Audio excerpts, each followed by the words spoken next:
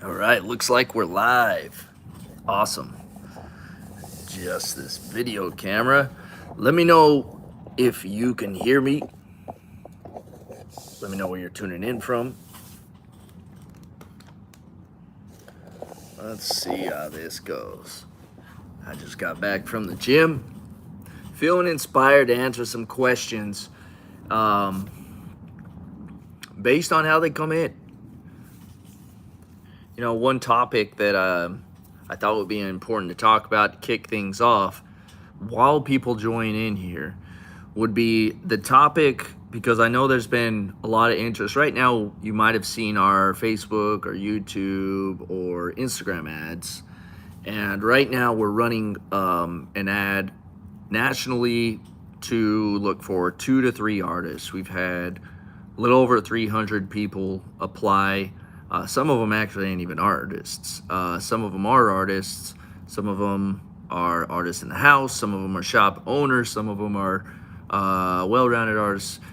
There's a variety of different artists that are coming in through this ad. My goal is that I share a little bit more about what we got going on, and at the same time answer any questions pertaining to the hiring ad, as well as who we're a good fit for. But then again, if that's not even your concern right now and you jumped in, as long as you're vocal and you ask a question, that's what's going to inspire me to answer some stuff like that. I wanted to make this live video something cool where it's two-way communication engaged, rather than just me talking to you and you just kind of creeping on me and, you know, staring at me in my tank top. It'll make it a lot less weird if, you know, you're engaged, you let me know where you're tuning in from. At the same time, you ask a question. So we're gonna start off with a preface to this question that I have for you. So imagine a guy in a wheelchair. I guess I got to introduce myself first, since I'm asking you guys. If you don't already know, my name's Dax. Helped a lot of tattoo artists in different ways. I currently operate my own tattoo shop from another state. I have a team that I run. Got a very unique style of operation. At the same time, you know, I've helped artists through courses, through, my following, whether it's Instagram, YouTube, Facebook, or the email lists. I'm the owner of tattooingportraits.com, and the course that's on the back end of that. I've owned my shop for 9 years. We have helped artists on my team make about 2 million, since they take a cut, about 2 million. Helped artists in person make over 2 million combined. At the same time, I don't know what the hell I've helped artists make outside of that, as far as the shop owners that I've helped. Not even going to take credit of that. But I know a little bit about a different way of doing things that you might not hear about too much if you're used to getting your information from the tattoo industry and what is known, what is common, and what is traditional. Not to say that there's anything wrong with that. Not trying to come over here and shoot shots of it at anybody. They both definitely lead to different paths. It depends on your goals. So the first question I want to ask is, imagine a dude in a wheelchair, all right? What is this man's biggest one desire in the world that would leave him fulfilled and happy with his life? Because sure, I could say, here's how to make money and teach you the things, or here's how to get a client, teach you the things. But at the end of the day, when you got money, when you got clients, and you're happy with your artwork, that doesn't necessarily equal fulfillment. Fulfillment's an internal thing. So we're going to talk about that first, because you got to know where you're going and why you're going there before you know how to close that gap from where you're at to where you want to be. So the first thing, like for a man in a wheelchair, he's in a wheelchair. Where he wants to be is probably out of that wheelchair, and he'd probably do a whole lot to be able to walk. That's probably his main concern in life, right? His biggest desire. So now flip it on you. As a tattoo artist, with where you're currently at, what would you say is your biggest desire? And I wouldn't say it's to get a machine or something small. What's going to fulfill you? Drop that in the comment section. See if I can. There we go. What's up, Lucas from Connecticut? Let me know where you're tuning in from. We're here in Miami. So where are you at? Where are you trying to go? I know that's such a simple question, but a lot of people don't really ask themselves this. And at the same time, like, the more you do, the more you might find out. Sometimes we adopt our own goals from somebody else, maybe somebody we look up to, and we reach that goal and it's not necessarily fulfilling to us. And we don't realize that till later that, holy shit, that wasn't even my goal. I wasn't even thinking about that. All right, so looks like we got some comments dropping in. Awesome. Inked by Farrah. What up, Tyler? Looks like my comments are like popping up and disappearing, so work with me as these pop up. Looks like there's a little bit of a delay as well. Johnny wants to retire. Shit. I mean, you can just retire. You don't need anybody's help doing that. I don't believe that there's a cooler fucking job out there. Like, take it from me, I'm making moves on my oil paintings, you know, as of this year. I don't know how, I haven't really been active on social, especially on my YouTube channel for artists for the last couple of years, but last couple of years I've been in the fine art industry here in Miami, much less about tattooing, besides working with like some personal clients that fly to me here. But yeah, fine art, I mean, I've earned I can't say this is happening every single day, but some of my paintings have sold for 5K, 10K, 12K, 15K. I sold a mural for 20K. So I'm learning in different avenues that have to do with art, and which one, because I've always been interested in doing fine art, you know, as here, I'll just show you a little bit. We're actually in my studio, not my tattoo studio, but fine art studio. Real big spot. But fine art studio, and I love tattooing.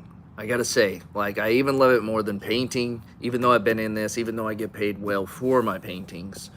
What I love about tattooing is just really, the more I really understand how precious, it's such a gay word, but whatever. And might get attacked for even saying gay these days, whatever. It's such a precious, like, thing to do for somebody, especially because there's no limit to how you do it. Sure, you can give somebody some flash. That's not the precious way to go about telling somebody's story and impacting them.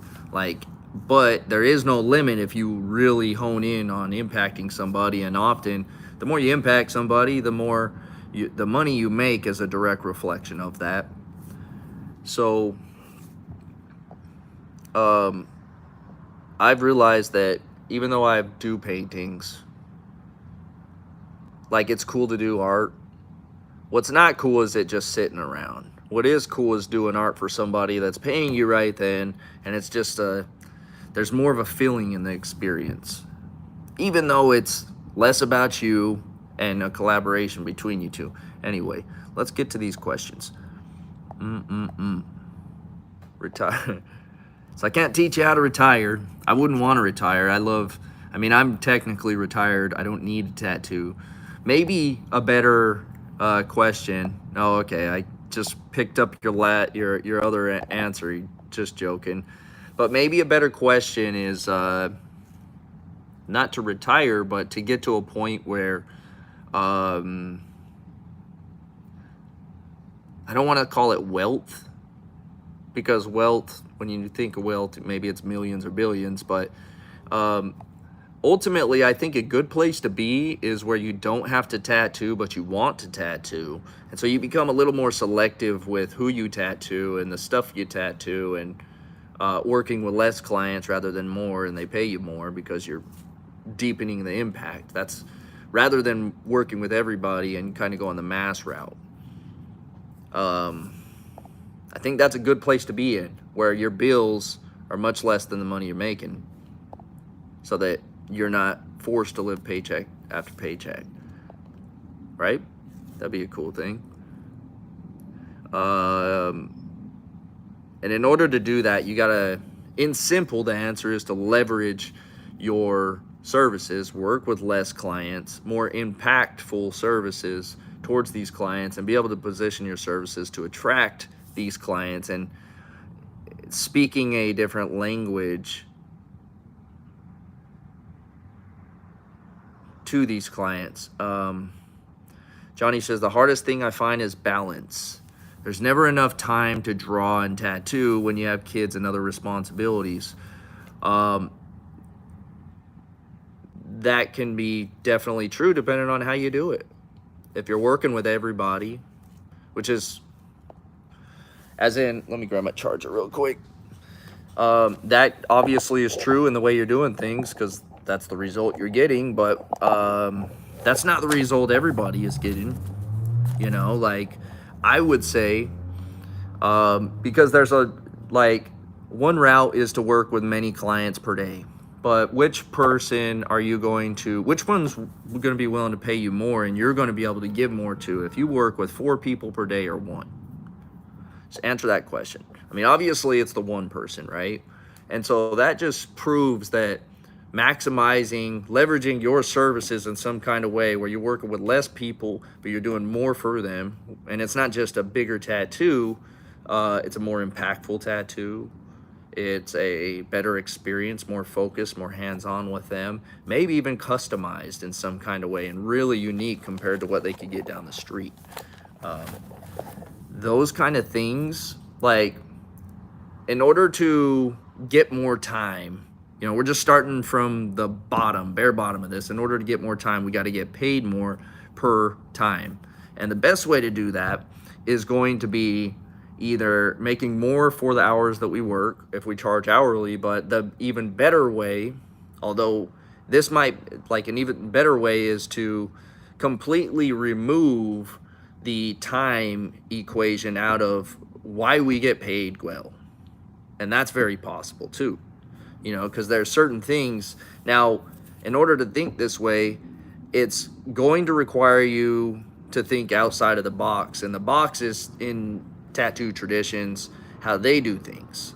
The reason why is because if you think inside of earning rank and respect for the tattoo traditions, this is going to conflict that. This is, you know, maybe your idol or certain people that believe these kind of traditions and mentality and way of doing things might not agree with you, might not agree with your prices and things like that.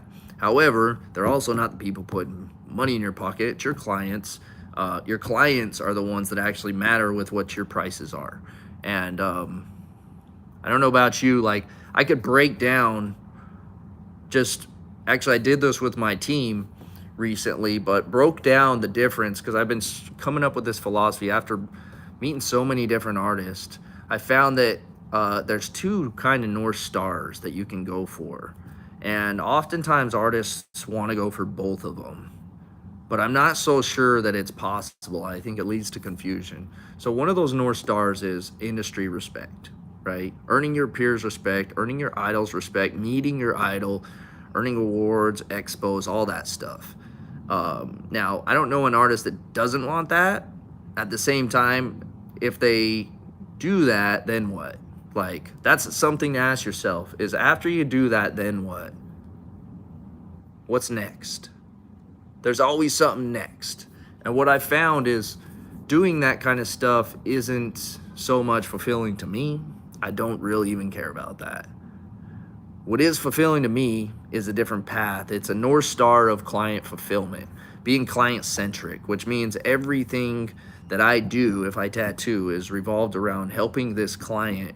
And not just in saying this, because everybody can say that as a tattooer, but there's going to be ways that conflict. For example, if you try to chase both paths, if you go down a hiking trail, one says the cave, one says the waterfall, you decide to go in the middle, where are you going to go? I can tell you this from experience, actually going up a hike and deciding to make my own path in between. I got lost and I found a fucking rattlesnake. Not what I wanted to find anyway. And I didn't find the waterfall or the cave. And I think, and just hear me out on this, because this isn't really talked about.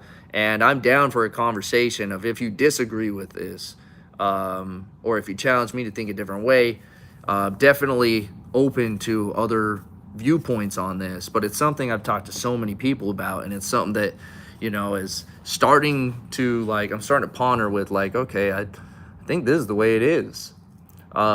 This leads to fulfillment or not fulfillment. So there's the path, the traditional path, not as in style, but traditional as in what are my peers doing? How are they doing it? What's respectable? How do I earn my rank in this? And that the actions of that is what I explained, right? The trophies, doing this, doing that, being seen in a certain light. Now, that at the same time, I think all artists also want to be able to do stuff that they enjoy, get better at their art, and they want to get paid well for their clients. What I have found, though, how many of us want all of that? Drop a comment. I gotta get your guys' feedback about that first. Would you care, and I'll just keep going on about this. What I found is there's a certain way of, I got my actually written down back there. I'll just read it since you probably can't read it. It's probably backwards, but the traditional path relies heavily on looking outside of yourself for approval and fulfillment. And whether that's what should I charge? Let me look to people that do the same style of work as me, and how do I size up against them? Or what have I done compared to other people? Or what's right, what's wrong? There's a certain set of rules. What else? There is certain ways to do things, right? I think we all can agree, whether, and just as an example, it's one of these things is there's a certain thing that are no-nos. Like, for example, calling a tattoo machine a gun. Does that actually matter? It depends on who you ask. Does it really matter? Does it determine an artist's success or an artist's worth and how much they get paid? Probably not. Does it matter more to tattoo artists and traditional versus tattoo clients? Definitely. In fact, there's a lot of clients that will call it a gun. Now, does it actually matter to them and how much they're willing to pay for a client, for an artist? No. So that just goes to show that there's different beliefs between what clients value and what tattoo artists value. And my goal with sharing some of this is that hopefully it helps some of you guys be able to separate where your North Star is, whichever one it is. At the same time, you might find out, okay, if mine is this, why am I doing some of these things? Because they're going this way. And this is technically kind of like, if you're chasing both North Stars, it's like driving with the gas, full throttle, but you got the emergency brake on. And if you let go of the emergency brake, stop doing certain things that are one side or the other, you're going to close that gap in where you're trying to go, be more fulfilled through this whole thing as tattoo artist as well, faster and more long term. But it depends on where you want to go. Tattoo traditions, I really can't teach you much about that. But I'm gonna teach you the other way. Hold up, we got madness. I also have my art broker heading to my studio, so if he pops up in the middle of this live video, what I'll probably do is just keep it going for a minute. Just gonna have to hang tight. I don't know when he's gonna pop up. Got a little gift for him. But okay, so back to what we were talking about. So the industry has a certain way of doing things, and if you're at the same time, just because you follow traditions doesn't necessarily guarantee your fulfillment or your success as an artist, right? It also requires the right vehicle. So the vehicle is the second step, and that is pretty much the mentor that you follow, as well as the shop that you're in. That's what I would call the vehicle. So it's important to question these two things. Am I, number one, what's my North Star? What's going to fulfill me? Second thing is, am I in the vehicle that supports that, or is there quite possibly a better vehicle out there that's going to line up with what I do better and make me more fulfilled? And this is what it looks like when you find the right place, is it feels like home. At the same time, sometimes a place feels like home until you realize what home feels like, and then you're like, shit, that place didn't feel like home, this place does. So that's important to understand too, is based on what we know, will determine certain things as well. So I'm going to share some things. You let me know if you disagree with some of this or not.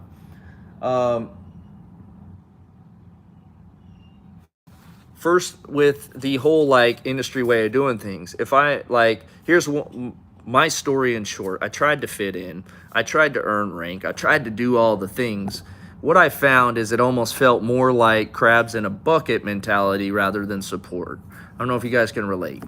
It was actually hard for me to actually fit in, and then when I did fit in and do the things, it just felt like I was felt if you felt claustrophobic, you know what I'm talking about. It just felt like I was in a small box that it didn't fit in, and I was trying way too hard to fit in. Once I gave myself permission to, once I realized like, okay, the more I do this, it's not gonna happen over time. This ain't gonna get better over time. Like, if I started to look at my future, and it's like, okay, if I keep doing this, what can I expect my future to be like? Well, probably pretty damn similar. More of the people that I don't really connect with, more frustrations, more confusion, more trying to look outside of myself for the right way of doing things. None of that was fulfilling. None of that felt empowering. None of that helped me build confidence to even be able to stand on my own and say, here's who I am, here's what I love to do, and here's who I'm for. I was afraid to say that kind of shit. I was afraid of standing out because other artists weren't doing that.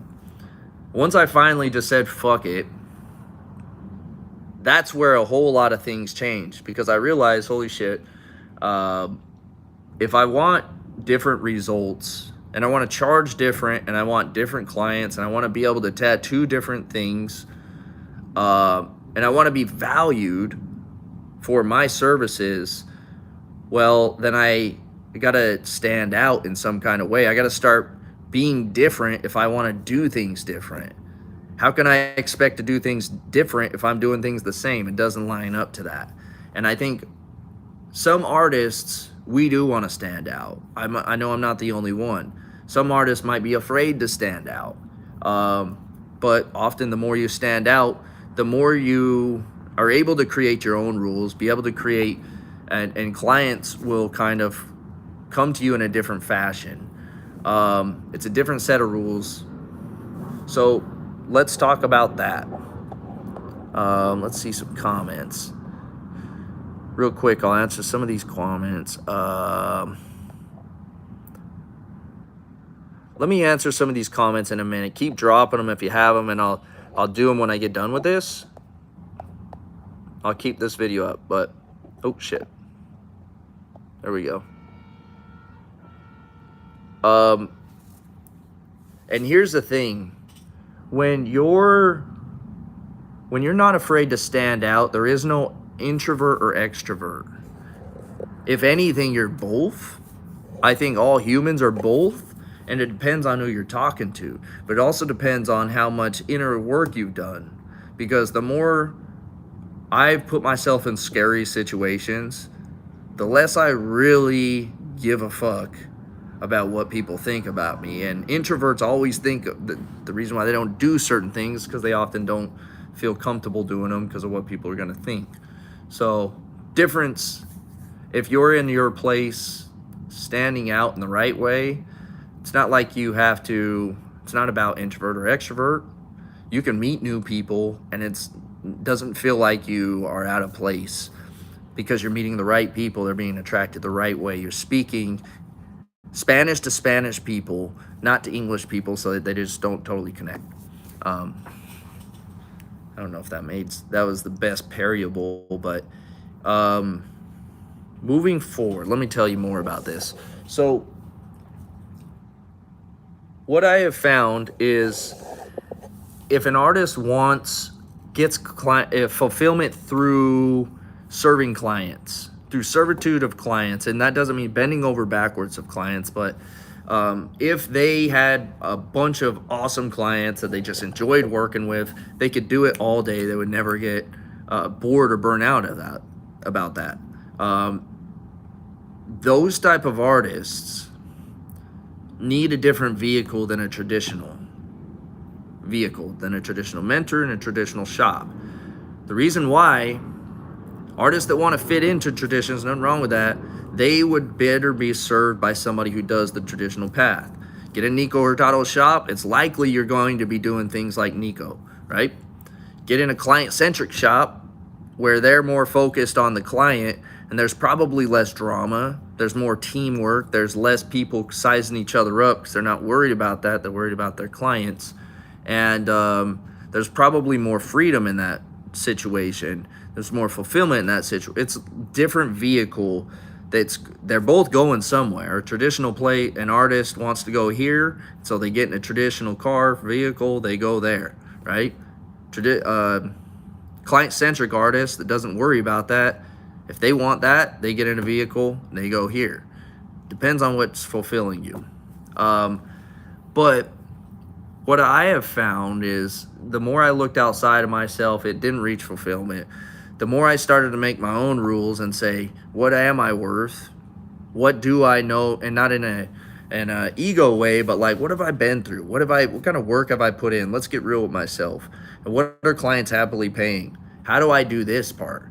Once I started to create those rules for myself, it started being more fulfilling. I felt more in control of my future.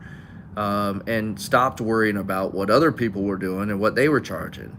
I've had to get over the fact that, yeah, they're going to continue to attack me and say that I'm ripping people off because I charge more than them, but they'll never understand why people are happily paying it. And it's not because of just prices are equivalent to artwork. Like, that's not it. If you're selling artwork, if you're selling tattoos, you're selling tattoos and you're a commodity. If you're selling something through a tattoo, well, that's a different thing. And that's a different process. It's a different language. And it's not just a gimmicky way of words, but it's actually something different. So that's something to think about. And that's something that is not going to line up. Even learning that is not going to line up with traditions. There's certain rules, there's certain ways of doing things. There's no intention of changing those in that way. However, I've found the client-centric artist in a client-centric vehicle, shop with a mentor, is able to make unimaginable price differences from what they're used to. One of my greatest achievements is helping my artist Jason. He's got 8 kids and a wife. We helped him move across the country, and within 30 days he was on his own feet in our shop. And now he's been with us for, I think, over 2 years now. The dude's easily doubled his money, he said yesterday when I asked him, because I wanted to make sure that I wasn't overhyping him. But he's like, he easily doubled his money. And before he came, he was thinking about hanging up the tattoo machines. He had his own shop and just had a lot of weight on his shoulders.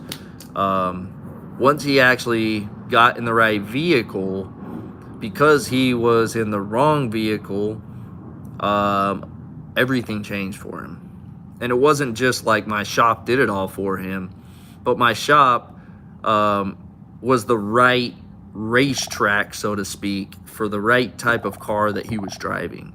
Whereas he was trying to drive the racetrack car on the streets and wondering why things just kept stopping, starting, why there were so many lights and confusion on where to go. So that's kind of the difference. I would love to, looks like my art broker just texted me. Got about 20 minutes. We'll see if this lasts that long. Shit, I might want to roll another blunt. So if we got more questions, drop them, so that we're not just making this live video where I'm staring at myself and you're staring at me and we're all staring at this dude in his tank top. Let's make it not weird and ask questions so that I can hopefully inspire you with some new thoughts or something like that. And we'll continue this.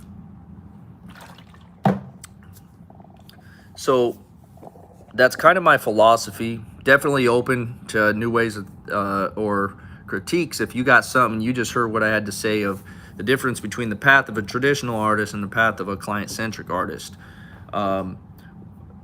Also, actually, I didn't even go into too much of it, but here's some of the action differences in them. So like the action differences, if you're trying, and you might be doing one of these, it's important to know where you want to go first. Do you want more money, more clients, more freedom, more fulfillment there, or more industry rank? Can't do both. I mean, you can try, and we can talk about that, but I'm going to show you the difference right now and why those don't work, why they conflict. Because first off, if you know me selling courses, you might know my content towards tattoo artists. It's a different style of content, different humor involved, different harshness involved talking to tattoo artists versus tattoo clients in Utah. In fact, I myself have witnessed my own content that tattoo artists thought was funny as hell and loved it, and people wanted to sign up to what I was offering. Tattoo artists did, but tattoo clients felt offended because of what I said. So there's something going on there. And if you try to speak towards tattoo artists and you post towards tattoo industry rank or what's going to, what is people, like one of the best ways I can explain this is a lot of tattoo memes out there are humorous to tattoo artists. And the more you share those, the more you actually repel good clients from working with you, because their language is something different. And to make content, you make different things because they care about something different. Let's take this deeper. Challenge me on this shit. The artist that posts content, think about this. The artist that posts just their content, we can talk about their experience. We can talk about their vocal behavior. We can talk about just their overall experience and process, even designing. Like, we could talk about it all. It's nearly opposite.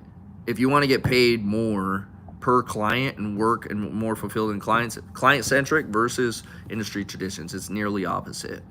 So if you're going, so here it is. So most tattoo artists, when they're trying to earn likes, followers, maybe a sponsorship, how does their post usually look?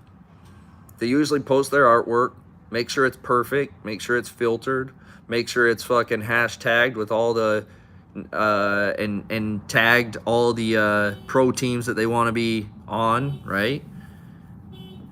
That's kind of what their post, and then they say thanks for looking. Now, to a tattoo client that's really looking for the right artist, they're not just looking at your artwork.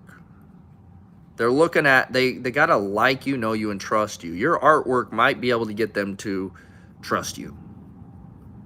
Oftentimes, it's not going to get them to know you or like you, though. Like, they got to be able to, that's just one thing. So, what a client-centric, because I'll contrast this to show you how different it is, but a client-centric post would be more like, Jesse came, check this out. So, Jesse came in looking to commemorate her love for, her passion for traveling. So here's what we did. We created a bunch of beautiful landscapes of places that she's traveled to. And what I really liked about working with Jessie was that she gave me creative freedom.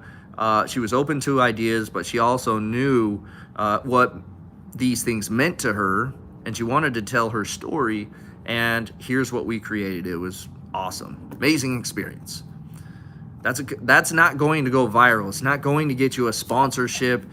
Tattoo artists aren't even going to give a shit about it.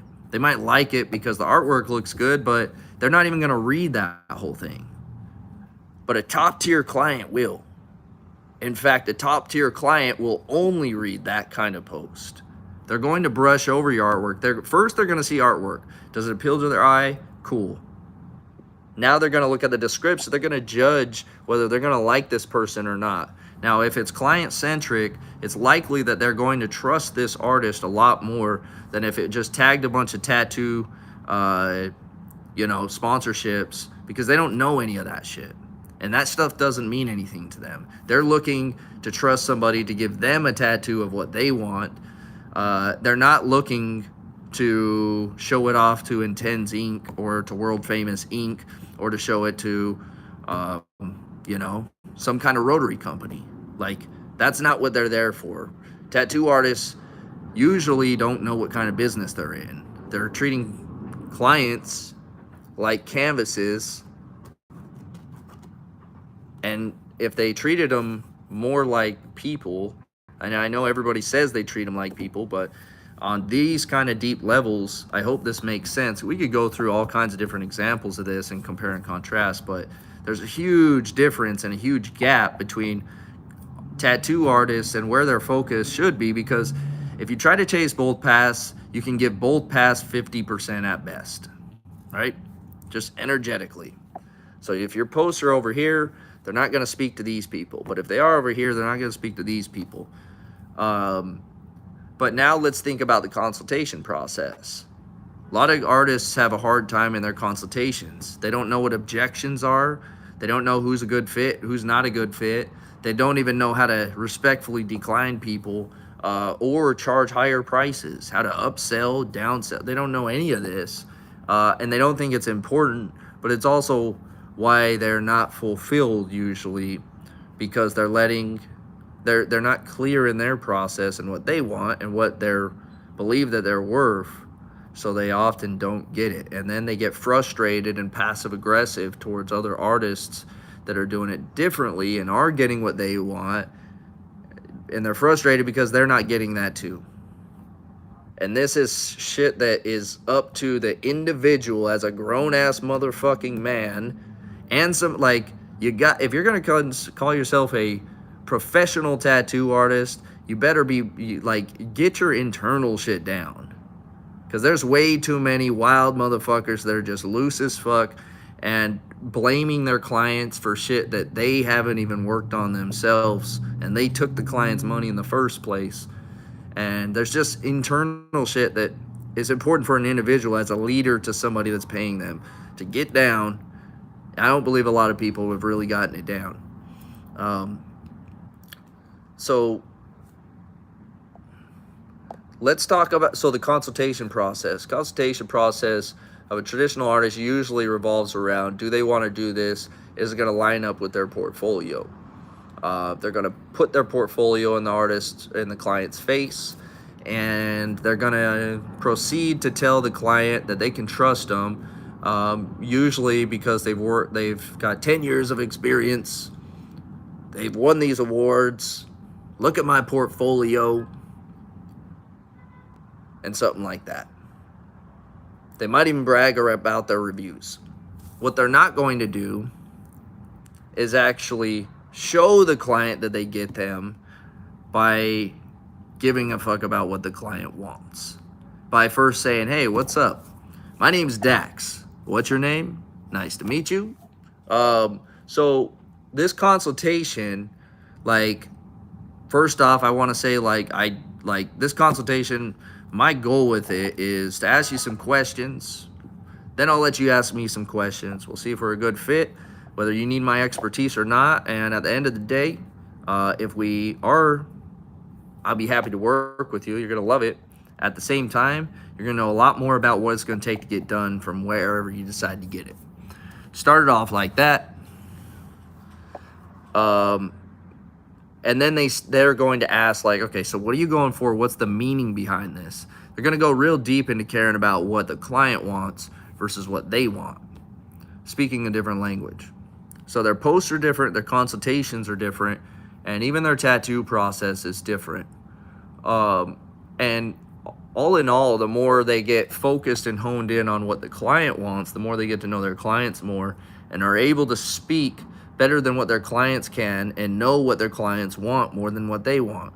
And the more they know their clients, the more their clients trust their style as the way to express that, as long as they get the client's meaning into it. At the same time, the money and the repeat business and the referrals follow all of that. Does that make sense? But it often conflicts with the way of doing things that's going to earn industry respect. So you got to decide, where's your North Star? If it's client-centric, well, now you know the stuff. Now you know how to post. You know how to do consultations, kind of. You at least know the intention behind it versus the other one. But the second phase of all this is, well, are you in the right vehicle? Now, I'm shameless in promoting that I'm always looking for the right artist. And I'm more clear than ever on who that right artist is, because our vehicle is like, all vehicles go somewhere, but they don't go to the same paths. My vehicle isn't for an artist that's trying to earn industry respect. Can't do both. They got to be clear on that. And it's not for the artists that can't make a consistent living on their own. All the artists in my shop were already making consistent incomes, already doing above average. They wanted to do great. And when you do great, great is a different, like, every artist wants to do great. But if you're not even doing consistent, you're not at a level where you can even strive to do great, because you're not at this level first. You're not at average level first. So a different shop would serve an artist like that. Mine is for somebody who's already doing good, but they want to do great. They want to specialize. They want to make way more. They want to double their income, and they're already good with styles. They might have two of my artists have closed their shop to come work with me because they can make pretty much the same amount of money, but with much less bills because they're not running their own shop. And that's with a percentage split. Like, not all percentage splits are created equally. Of course, there's a lot of jackass percentage splits, but like at the end of the day, you gotta recognize all the things that come into play, what you want to do, what you can do, what actually moves the needle forward. And hey, if I don't want to do all these things, there's a percentage to be split, and it actually allows me to do better for my clients, which allows them to pay me more. That's a thing that's very interesting to talk about, is, you know, because like, well, what's the difference? Because if you're in a traditional shop and you try to do it client-centric, it's going to repel your peers. They're going to say, why is he able to charge more? They're going to start to disconnect in ways. They're going to start to give passive-aggressive shots in different ways if they're going the industry way and you're client-centric and it doesn't line up. See how that works? Starts with beliefs, starts with certain things like that. And it's because they're measuring it's because they're insecure and they're measuring their worth and value, and if they're moving towards their North Star based on their external, whereas a client-centric is internal.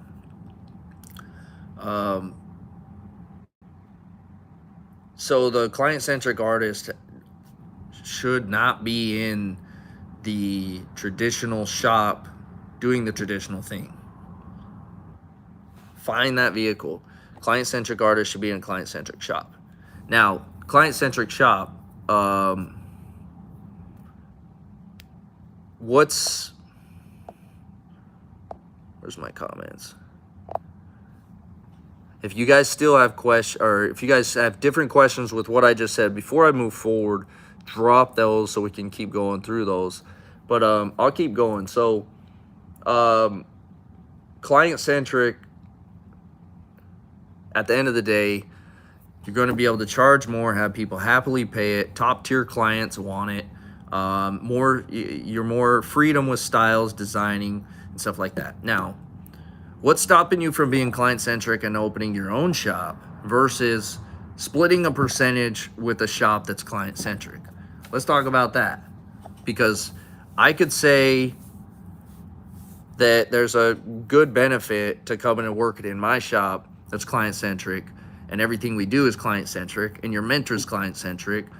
So anything you ask is going to be more about the clients and helping you provide a deeper impact. So what's the benefit of that versus doing it on your own? On your own, you're going to have a lot more bills. Sure, you can do it on your own, but you don't have a mentor doing it on your own.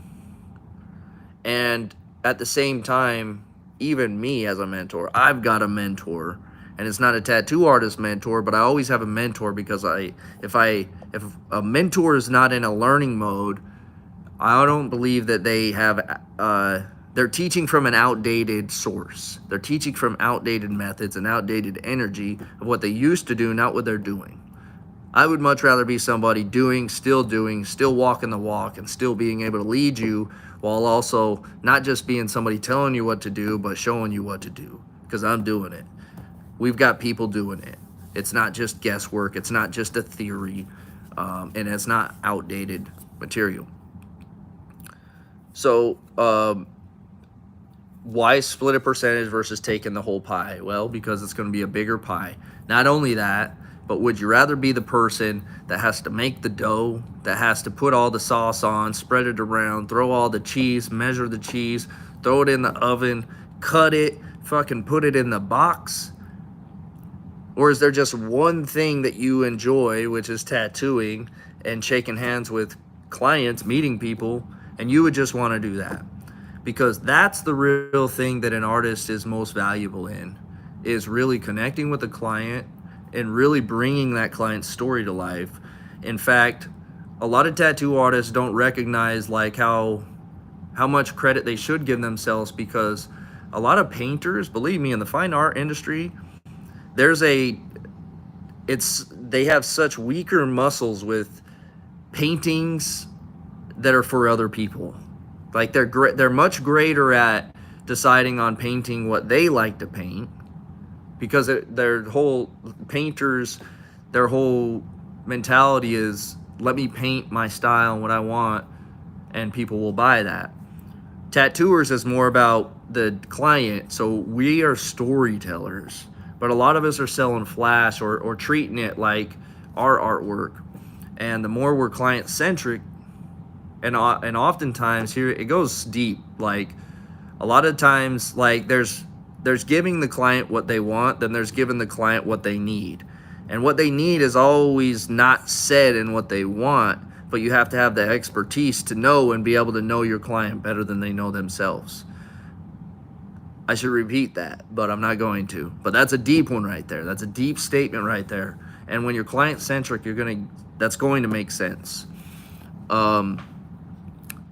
So with where we're at, what would you artists that are still on here, what would you say? Are you client centric, or are you aiming towards traditions? And secondly, are you in the right vehicle for that, or do you need the right vehicle? Because I gotta say, like, I'll start off with the biggest challenge with joining my shop, joining my team. I asked my artist this the other day. I was like, what's the biggest challenge? The biggest challenge is not actually our results. It's actually getting over your own fear of just jumping up, coming out for 30 days. Like, that's the biggest fear. That's the biggest challenge that we have with great artists that could have made it and would have loved this shit, versus the ones that didn't. It's not a special skill. We don't invite artists that we wouldn't believe that they can make it, but often there's a lot of artists that don't believe that in themselves in some kind of way, and so they self-sabotage or they talk themselves out of it, thinking that it's something that it's not, and they've never been, so they never know. That's what sucks. That's the biggest challenge with joining my shop, is something like that. Not to mention, if you are stuck in your beliefs, my way of even this video is probably challenge that. it wouldn't serve an artist that's stuck in their beliefs and just wants to do it their way. They would be much better at just a booth rent shop or their own shop, just doing their way. But they're also not going to, like, my shop is for somebody that wants to grow, is already consistent and doing good and wants to do great. Not somebody who's looking to, that is subpar, looking to get consistent or a little above average. At the same time, it's not for somebody that wants a shop. Like, if you're really client centric, like, because here's the thing, somebody that you can be client centric in your own shop charging $200 an hour. You can be in my shop, I'll teach you how to break away from the hourly rate, so you're making more than $350 an hour, maybe even more than that.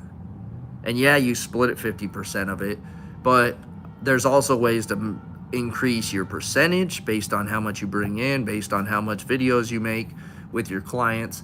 There's certain different things. Not all percentage shops are created equally.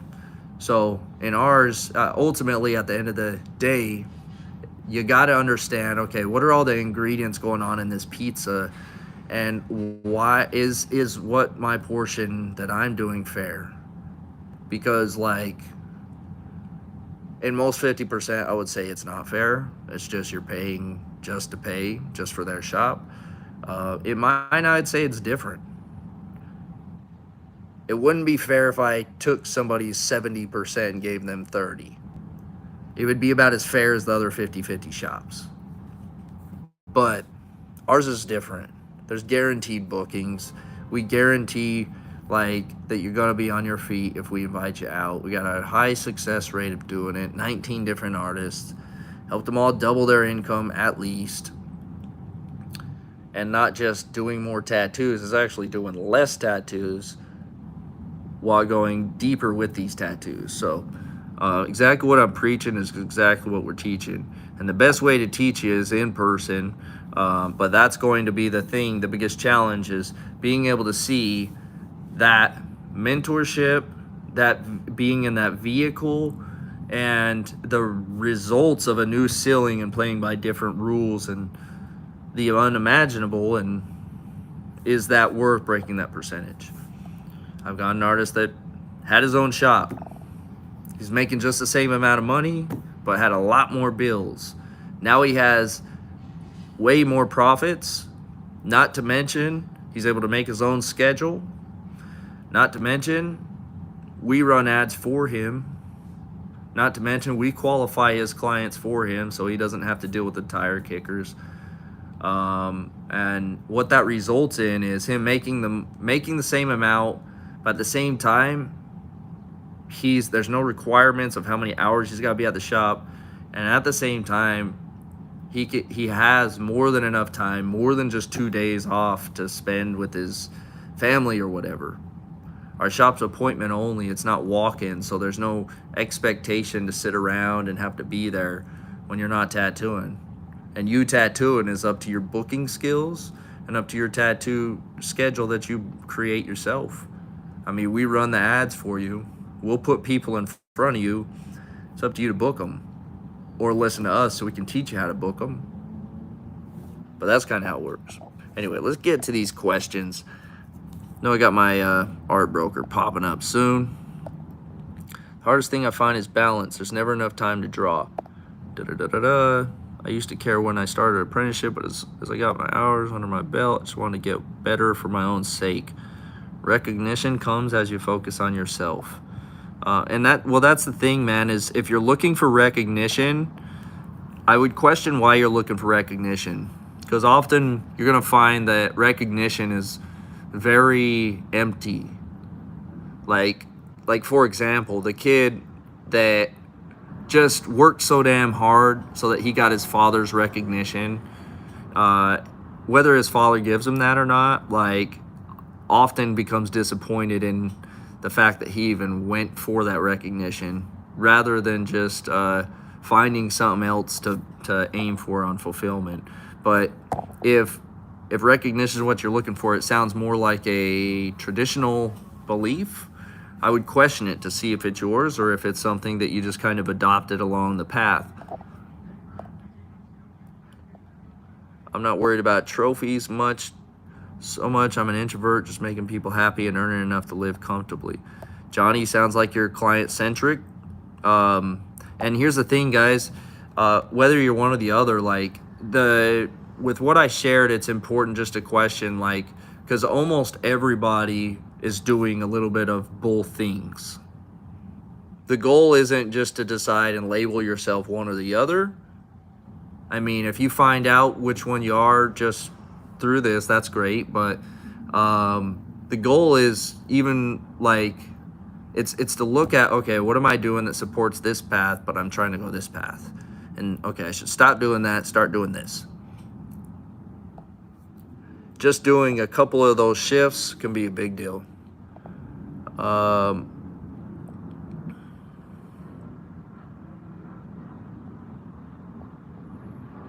But yeah, if you guys feel like you are client-centric, Tyler and Johnny, almost ended my video. If Tyler and Johnny, if you guys feel like you're client-centric, hit my DM on Instagram. I've got 2 profiles, so sometimes it's confusing. I use one more of marketing, well, just posting content towards clients and my paintings, and I do one towards tattoo artists. So find the one that says Dax McClure.